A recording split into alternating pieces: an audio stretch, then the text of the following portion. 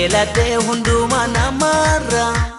narraa fagaatti osoo nan simbaane darra sargaan maaltoo hafeenarra sargaan maaltoo hafeenarra nalisi feeladhee hundumaa namarra narraa fagaatti osoo nan simbaane darra sargaan maaltoo hafeenarra sargaan maaltoo hafeenarra.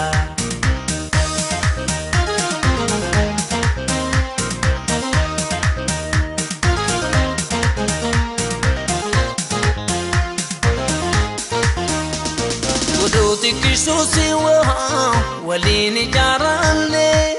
akkasiin birreedha waa nama lama taane jireenyi bareedi jalaala wajjine si fuuldura taa'e atiis na biraane taphanna waliin taphanni waliin haasayna waliin haasayna waliin.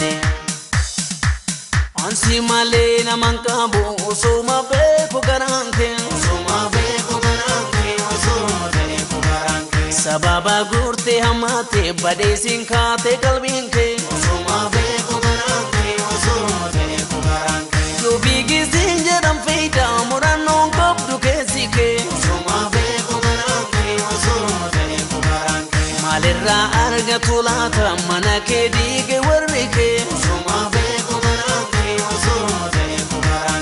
utubando ke manake kabanin tolle nimisa osuma beeku garanke osuma beeku garanke kahuma si fifte gabi aragu yandi mimisa osuma beeku garanke osuma beeku garanke.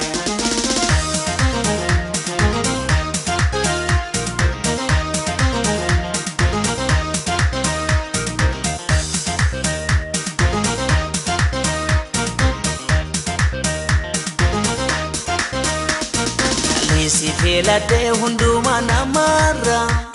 narraa fagaatti osoo nan simbaane darra sargaan maaltoo hafeenarra sargaan maaltoo hafeenarra nalisi feeladhee hundumaa namarra narraa fagaatti osoo nan simbaane darra sargaan maaltoo hafeenarra sargaan maaltoo hafeenarra.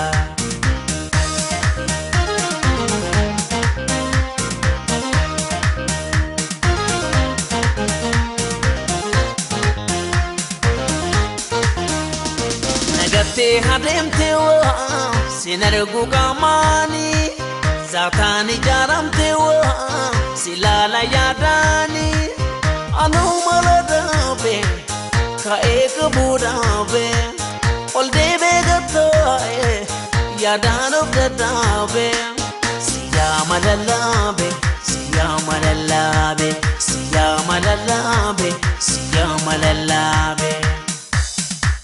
ya irko ga barakina ami esitu jirutia osuma beeku garanke osuma beeku garanke osonje de sitti boyu kurri sistema nakiya osuma beeku garanke osuma beeku garanke yogale mana terabu watona nyata pakata osuma beeku garanke osuma beeku garanke kiya garam burkutawe kanke dagar jabata osuma